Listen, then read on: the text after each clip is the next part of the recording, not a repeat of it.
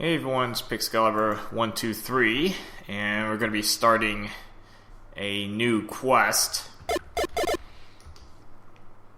And let's see what is in store. I mean, I have all my quests in like separate folders just to make it easier to understand. But we are going to be playing this particular quest, Lost Isle. I think this is the first quest I am playing by this author. Dark Flame Wolf, or I guess a lot of people call her Wolfie. Is this actually a two-author quest? I guess they both worked on it. I guess there was a lot of background behind it. I'm not going to even bother going into that. Basically, this is a pretty solid quest, but it's very difficult. And it basically runs off of normal Zelda rules for the most part. Alright, so Lost Isle, this is going to be a rather long quest to go through, and I'm going to try to figure out how I'm even going to split my parts in this. Alright, well, let's get started.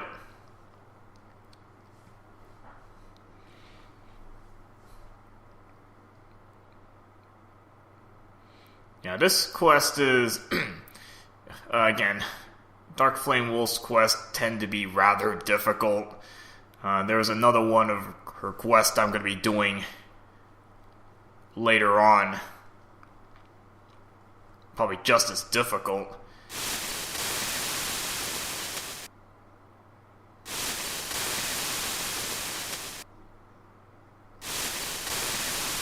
Apparently this is more of a story quest, but actually it does relate somewhat to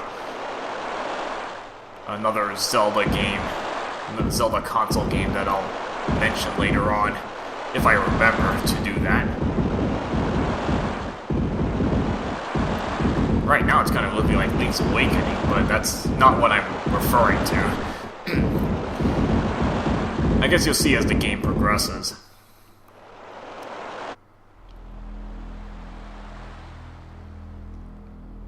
This is a rather kind of a darker type quest. More sinister feel to it.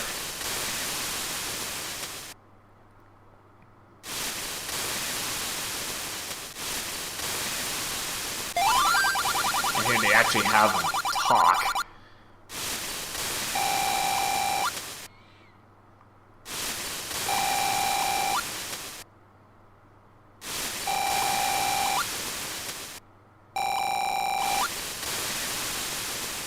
So you can see the crab take the sword, huh?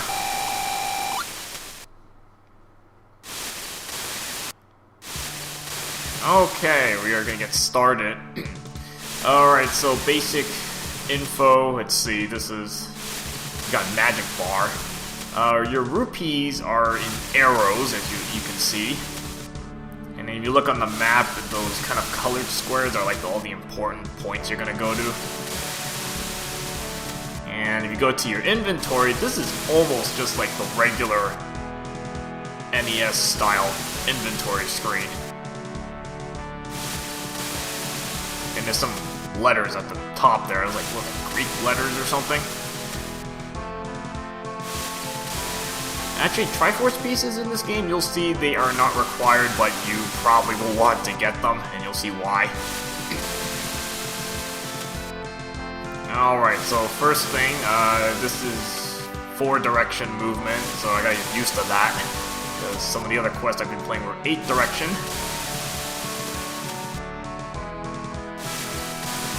Just gotta get used to 4-direction again. Again, you want to go to this cave first because it's colored. And mind you, remember, you're defenseless, offenseless, and all that other stuff. Oh, you have a shield, but you have no sword or anything.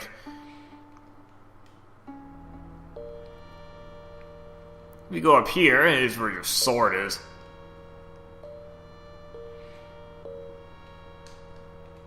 And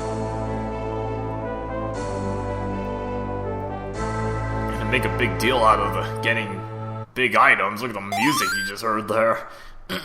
Makes it sound like so grand.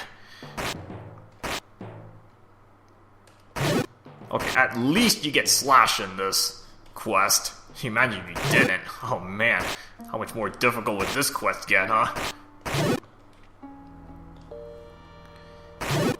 And Slash is in traditional directions. You know, counterclockwise for the most part. Except for this direction, which is clockwise. Again, grateful for Slash being in here.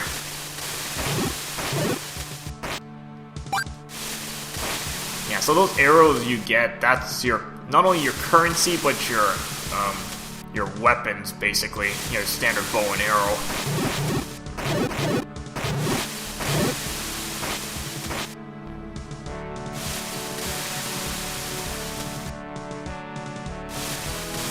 I'm trying to remember where to go here. I haven't actually played this quest in a while. So I might get a little bit lost. So this run might actually stretch a little bit because I don't remember everything off the top of my head.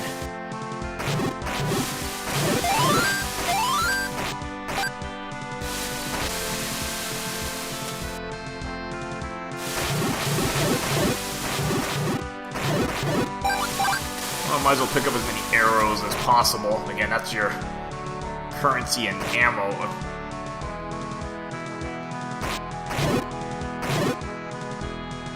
Different sprites for the Octoroks here. Yeah, so this first part I may not accomplish very much because I'm just trying to remember what I'm supposed to be doing here.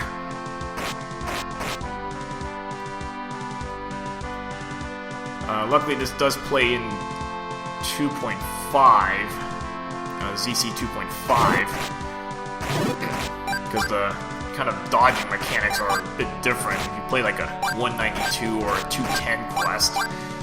So there's another quest I'm going to be doing down the line, which is technically, I guess it's listed as a 192 quest, but actually I play it just fine in 2.5. I don't seem to have any problems with it. At least no significant ones.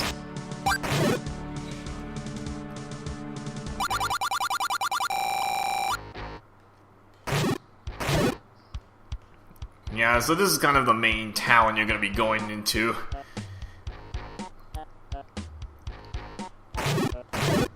Now, you don't have a set start point when you save and quit, which kind of is a bit of an issue, so I'm going to be probably trying to save there as much as possible. And there's kind of a lot of random story here. I'm not sure what that was about. Weird ghost there.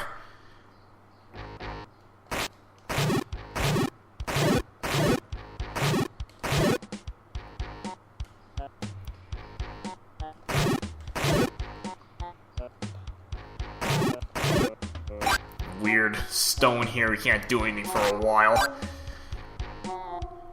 Probably the first thing I'm going to try to find is bombs.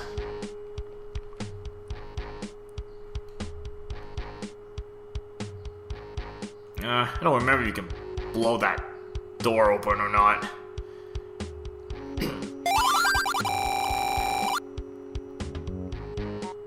Now, I think these statues give you a bunch of background story about this island, and I really never really got this.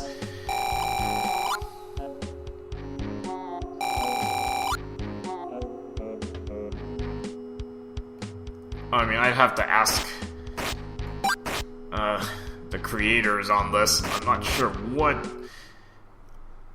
was what's the whole background story behind this? Like, how does this all fit together? Because, I mean, I certainly don't get it.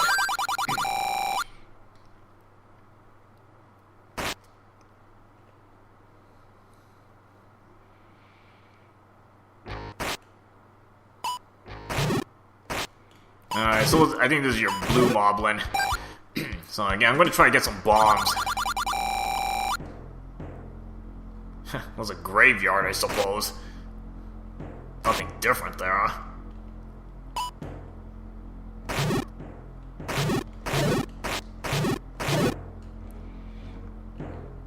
So I need to first find some bombs.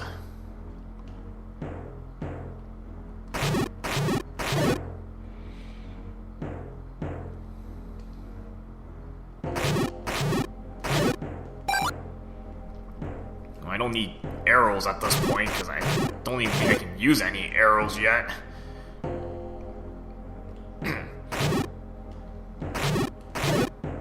got bombs, okay. And I think bombs hurt you in this quest. So, you know, caution on that.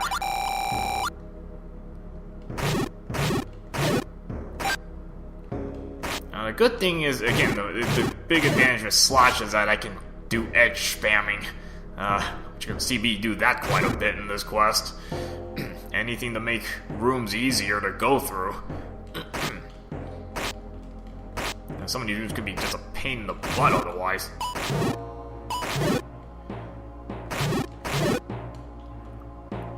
And there's really nothing I can do here, I'm just looking for bombs. Okay, I'm maxed out on bombs there.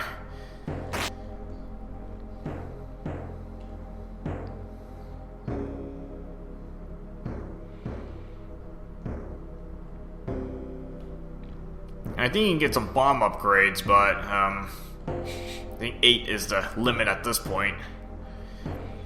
And you're gonna notice these things. These are warp points. For the most part, you gotta use a bomb to open these. You gotta enter from certain points. And then because you have to step on these switches to get rid of the spikes. And basically, this is just a big warp network for the overworld. And, you know, most of these, you know, you can't really do anything yet. So you have to find the appropriate point to get around those warp points. You know, open them up for use later on.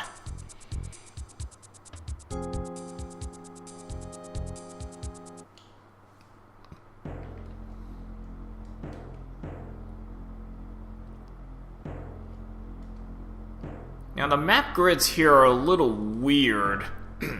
I don't think it actually uses the whole grid. I think it only uses 8x8 grids for the map structures.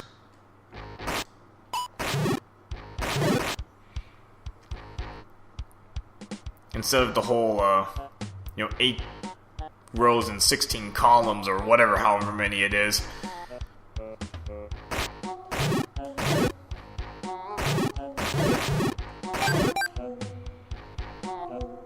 Trying to remember what they even get here.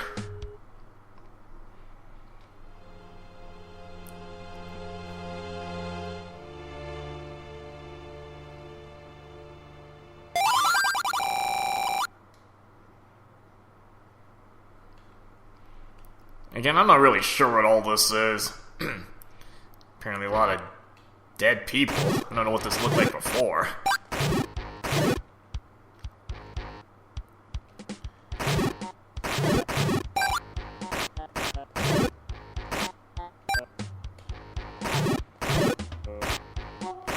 Okay, this one is kind of a odd one, but you can still bomb this.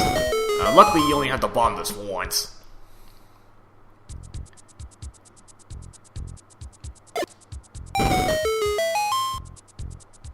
And this is kind of like the central point.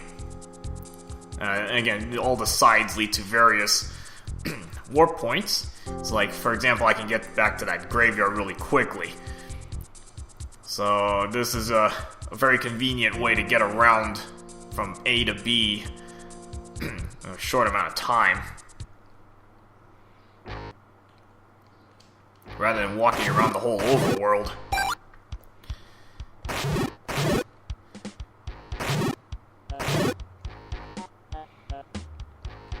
Yeah, so really not accomplishing much in this part. I'm probably just going to scout around a little more.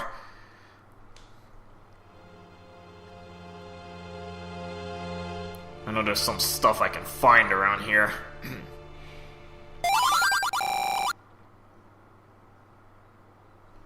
Are these ghosts want us to do anything? We just kind of stumbled onto this island.